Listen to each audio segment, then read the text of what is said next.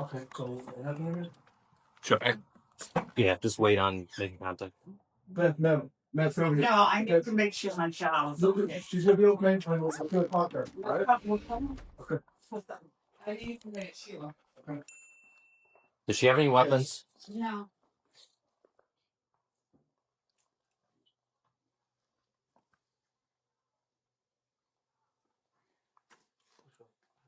Is anyone else here? She's got a knife, large knife sitting right next to her. She's got one? She's got a large knife sitting right next to her. Oh my God, I didn't see that. Which one?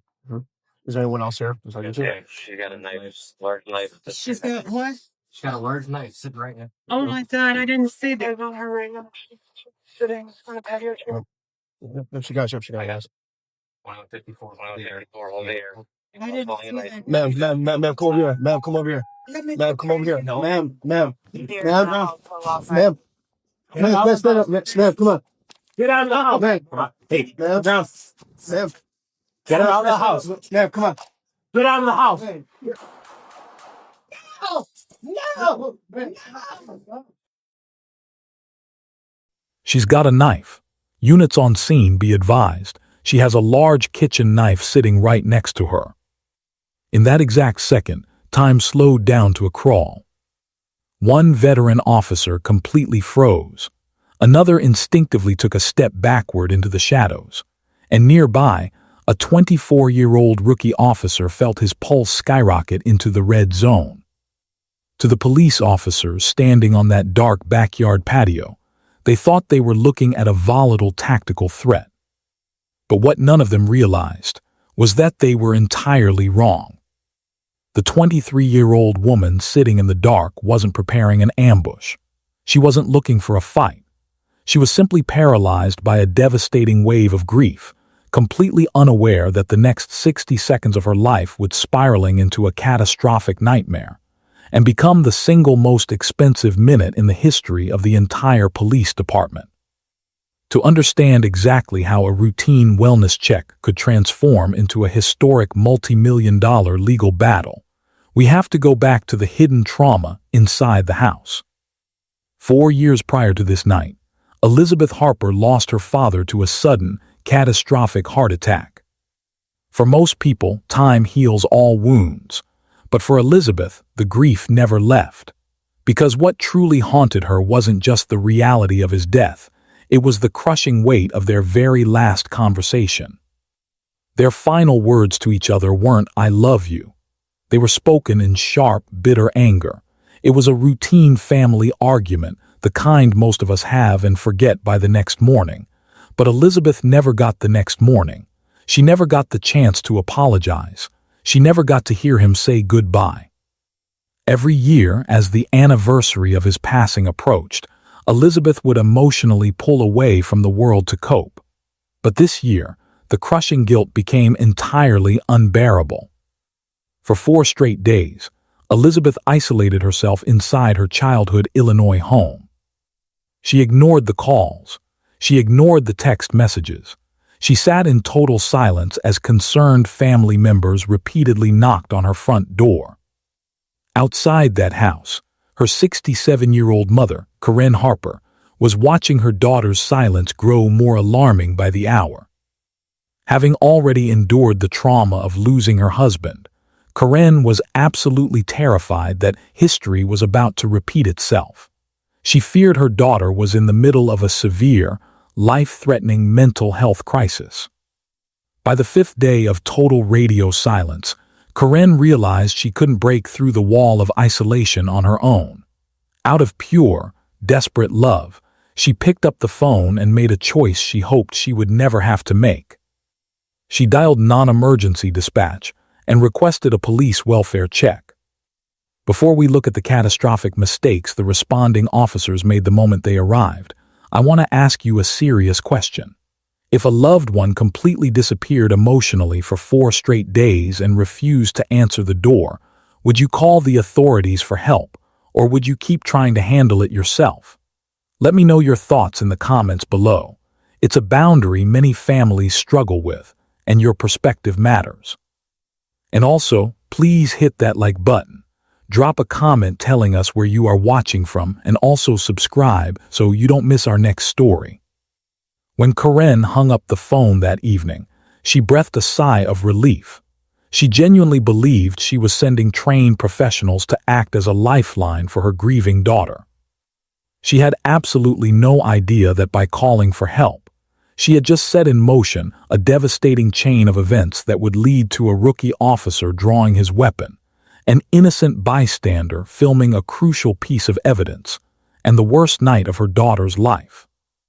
Because as the patrol cars began turning down Elizabeth Street, the officers weren't preparing for a mental health intervention. They were preparing for a threat. And the routine welfare check was about to begin.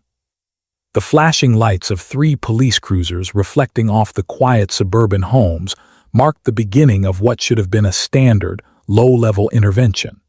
But the outcome of any police encounter relies heavily on the specific individuals answering the call. Among the responding officers that evening was 24-year-old rookie Daniel Reeves, a man who had been wearing the badge for less than 12 months. In law enforcement, the first year on the street is critical, a period where a rookie's instincts are heavily molded by field training and real-world stress.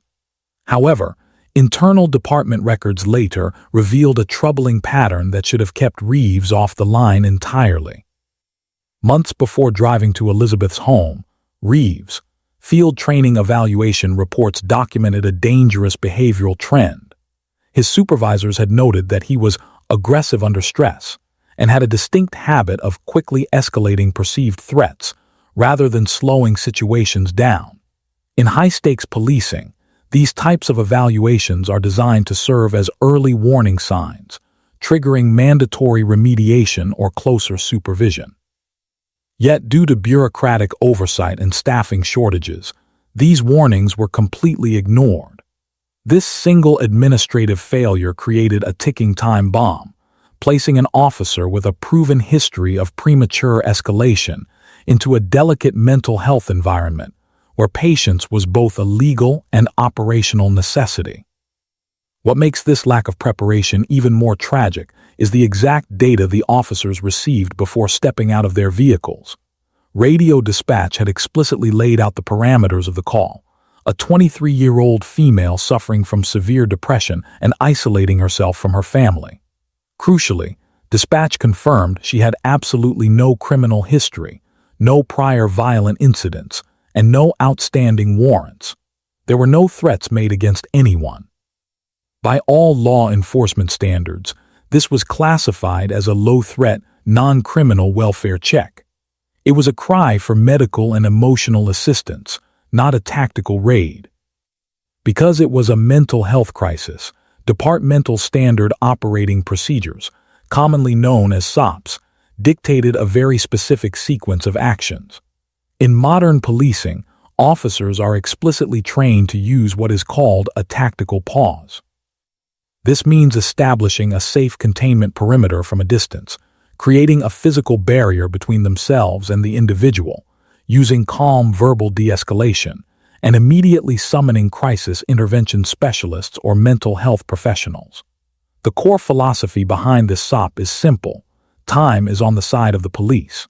If there is no immediate danger to human life, there is absolutely no reason to rush. But as the officers walked toward the backyard, almost every single one of these mandatory procedural steps was skipped. While the police began their uncoordinated approach, a neighbor named Marcus Hill noticed the sudden influx of flashing lights from his window. Marcus didn't know Elizabeth personally, but he understood a fundamental truth about modern civil rights. Objective documentation is the most powerful tool a citizen possesses. Stepping outside onto his porch, Marcus pulled out his phone and pressed record. But he didn't just film a shaky video for social media. Marcus systematically narrated the scene. He captured the exact timestamps, noted the positions of the patrol cars, identified officer movements, and even read out visible badge numbers into his audio track. At that exact moment, Marcus believed he was merely keeping an eye on his neighborhood. He had no idea that his meticulous, structured recording would eventually become the single most vital piece of independent evidence in a historic legal battle. Through the lens of Marcus's camera, the building tension was palpable, yet the scene itself remained entirely peaceful. The officers quietly moved along the side of the house and entered the shadows of the backyard patio. There, sitting entirely alone in a patio chair, was Elizabeth. Her head was lowered, her eyes fixed on the ground, completely lost in the overwhelming fog of her own grief. She was entirely non-threatening, a portrait of profound human sorrow wrapped in total silence. But lying flat on the table just inches away from her relaxed hand was the kitchen knife she had used hours earlier to cut garden twine for her mother. To Elizabeth, it was nothing more than a misplaced household tool. To an objective observer, it was completely stationary. Because the backyard was poorly lit, the responding officers initially failed to see it as they approached her, walking directly past the safety parameters dictated by their training. For a few brief seconds, the night remained quiet, balanced on a knife edge of fragile calm. Then, one officer's flashlight swept across the surface of the table. The beam of light caught the metallic reflection of the blade.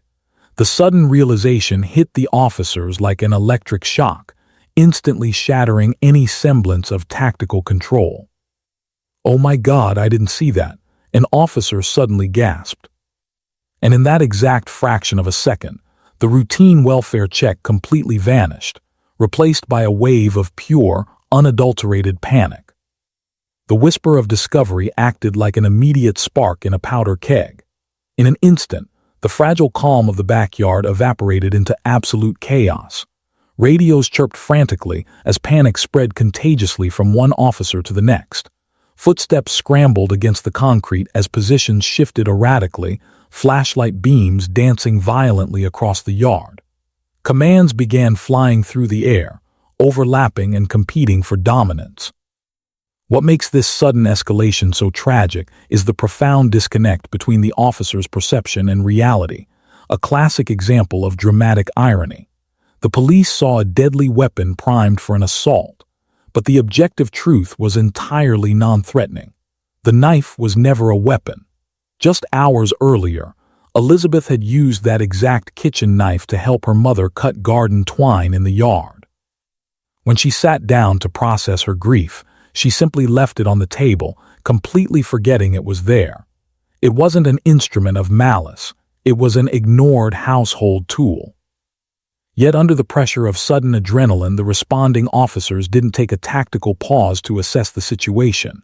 Instead, they began screaming a barrage of contradictory commands. "Stand up," one officer shouted. "Don't move," yelled another. "Come over here," a third commanded, while someone else screamed, "Get back in the house."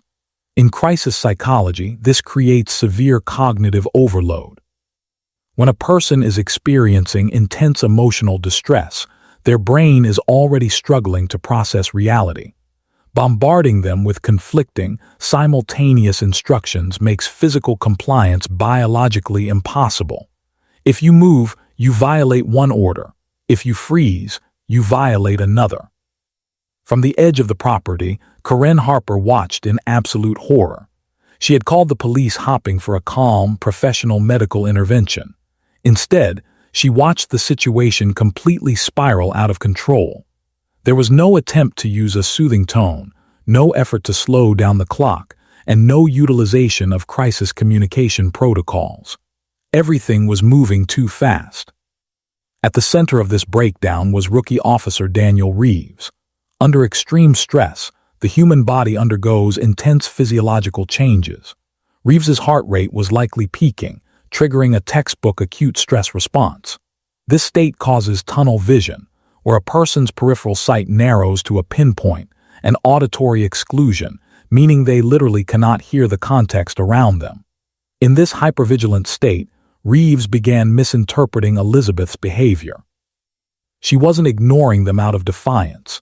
She was frozen in fear, trying to comprehend why 4 armed men were suddenly screaming at her in the dark. But through the distorted lens of Reeves's panic, her hesitation was registered as active resistance and imminent aggression. Just yards away, Marcus Hill's phone camera captured every single agonizing second.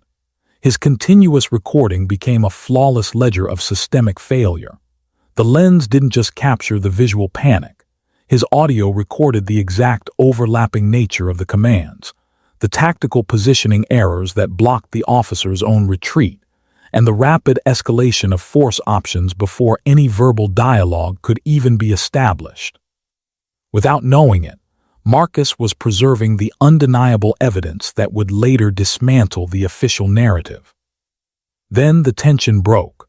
Elizabeth, utterly overwhelmed by the flashing lights and screaming voices, made a slight movement, a desperate, confused attempt to process the chaotic instructions being thrown at her. To a seasoned officer trained in de-escalation, it was the movement of a terrified civilian. To a panicked rookie experiencing tunnel vision, it was the trigger. A single, deafening gunshot shattered the night air. For a fraction of a second, an awful, crushing silence fell over the backyard. Then, the piercing screams of a mother tore through the dark. Corinne's worst nightmare had just unfolded right before her eyes. Officers rushed forward into the cloud of gunpowder smoke as dispatch radios lit up with frantic calls for medical units.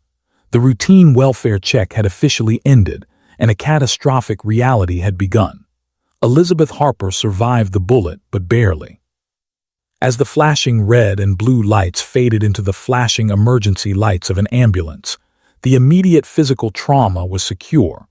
But the long, complex legal and emotional nightmare for accountability was only just beginning. The immediate aftermath of the shooting shifted from the chaotic backyard to the sterile, rhythmic beeping of an intensive care unit. Elizabeth Harper had survived the bullet, but the physical devastation was only the surface of her trauma. The deeper, more insidious wound was a complete shattering of psychological trust. For Elizabeth and her mother, Corinne, the quiet childhood home that once held memories of her father was now replaced by sleepless nights, severe post-traumatic stress disorder, and a lingering terror of the very flashing lights meant to signify safety. While Elizabeth fought for her life in a hospital bed, a second battle was quietly brewing in the public sphere. The police department's initial press releases deployed a highly calculated defensive narrative designed to manage public perception. Early media reports, relying strictly on these official accounts, framed the incident as a justified split-second reaction to an armed, non-compliant suspect. To an outside observer, it appeared to be a tragic but standard textbook response to an imminent threat. Public confusion spread through the local Illinois community, and it seemed as though the truth of what happened on that patio would be permanently buried under layers of administrative paperwork. But the department's official narrative completely collapsed when Marcus Hill released his raw, unedited footage to the public.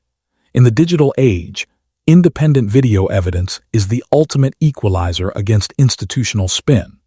Marcus's recording did not lie.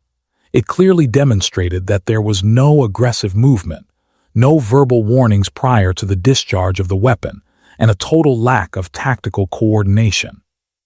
Public scrutiny intensified overnight, forcing the hand of local officials and triggering an intensive internal affairs investigation. When investigators analyzed the footage alongside the department's own rulebooks, they identified an undeniable chain of systemic failures, officially citing critical standard operating procedure violations, a total absence of de-escalation, and severe communication breakdowns. While most victims of police misconduct are pressured into accepting quick, quiet financial settlements to avoid prolonged trauma, Elizabeth refused to take the easy way out. Instead, she chose to transform her recovery into a legal crusade. While still healing from her physical injuries, she began deeply studying civil rights law, specifically focusing on the legal mechanics governing municipal accountability. This phase of her journey serves as a vital legal survival guide for citizens navigating the aftermath of an official misconduct incident. Elizabeth recognized that accountability is built on a precise framework of legal rights, which anyone can utilize in a crisis. First, it requires explicitly requesting internal documentation, such as dispatch logs and initial incident reports, to cross-reference official stories. Second, it demands the immediate preservation of independent evidence, exactly like the footage Marcus captured. Finally, it involves issuing formal legal demands for body camera footage retention, because many departments have automated data purging windows that erase unflagged footage after 30 to 90 days. Filing a formal spoliation letter, a legal warning preventing the destruction of evidence, is the single most critical step in protecting the truth. Armed with this knowledge, Elizabeth's legal team uncovered a massive twist during the discovery phase of the lawsuit. By forcing the department to turn over internal personnel files, her attorneys unearthed the prior field training evaluations of rookie officer Daniel Reeves. The documentation proved the department had written explicit warnings months earlier that Reeves treated uncertainty as danger and was quick to escalate stress. The case was no longer just about a single panicked rookie firing a weapon. It was now an indictment of a top-down institutional failure that actively chose to ignore its own internal warning systems. The city quickly realized that a public courtroom showdown would expose systemic vulnerabilities and potentially dismantle their qualified immunity defenses. Desperate to mitigate the damage, city attorneys rushed to initiate settlement discussions. But as the legal team sat down at the negotiating table, Elizabeth made it entirely clear that she was no longer just a survivor looking for closure. She was an architect of reform, and she refused to accept any answer that did not force a permanent change to the system. The legal pressure cooker finally reached its boiling point as the case moved toward its ultimate conclusion.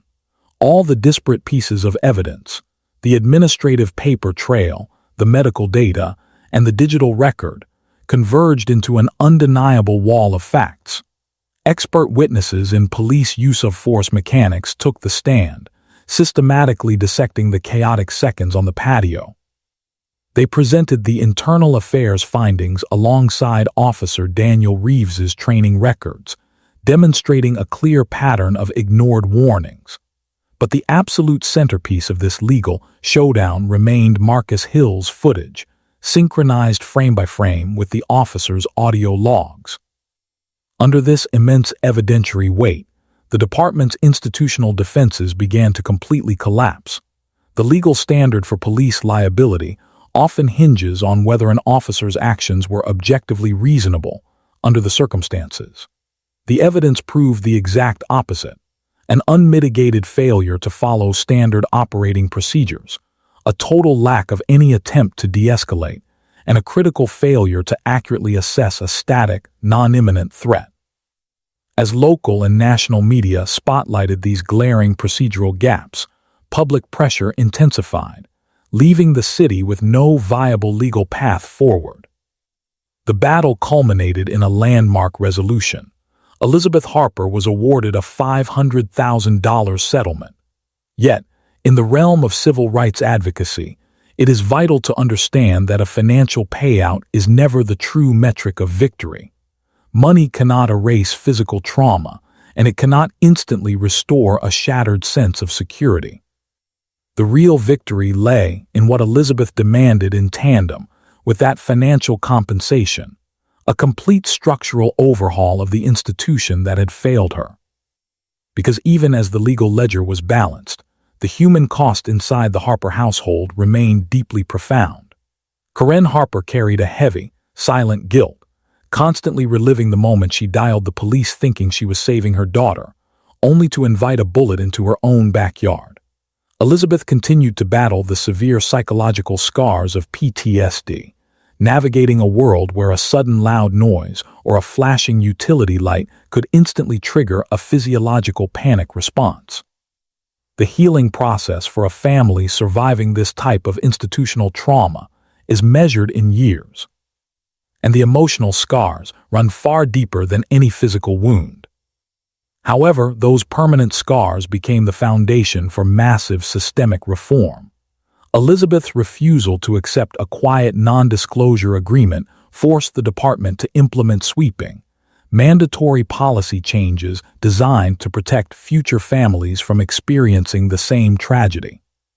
The department completely restructured its welfare check protocols, mandating that officers immediately establish a safe distance and deploy specialized, plainclothes mental health response teams rather than armed tactical units for psychological crises.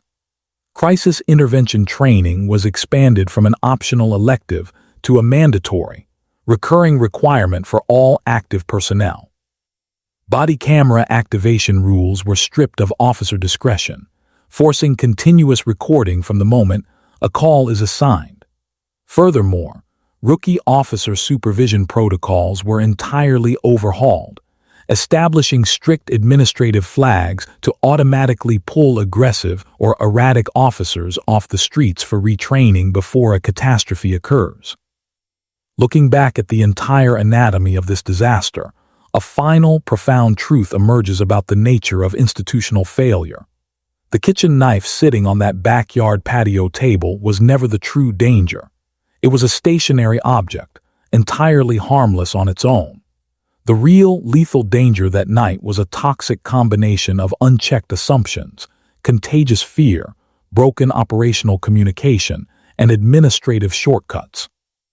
What began as one hidden knife turning a routine welfare check into a nightmare ultimately evolved into something far greater. Through sheer determination, one survivor transformed the worst night of her life into a blueprint for institutional accountability, sweeping reform, and lasting systemic change. Elizabeth Harper ultimately stood stronger than anyone ever expected, offering powerful proof to anyone watching that the most devastating chapter of your life does not have to be the final one. Thank you so much for sticking with me until the very end of this video. The greatest lesson Elizabeth's story leaves us with is that accountability isn't just handed over, it has to be demanded. And a single citizen armed with objective documentation has the power to rewrite the rules of an entire system. If this deep dive brought you value and opened your eyes, please hit that subscribe button and share this video with your friends and loved ones to help us keep spreading awareness. I am dropping our next major story tomorrow, so make sure your notifications are turned on. But until then, click the video displayed on your screen right now to catch up on our previous investigation. Stay safe, stay informed, and I will see you right back here tomorrow.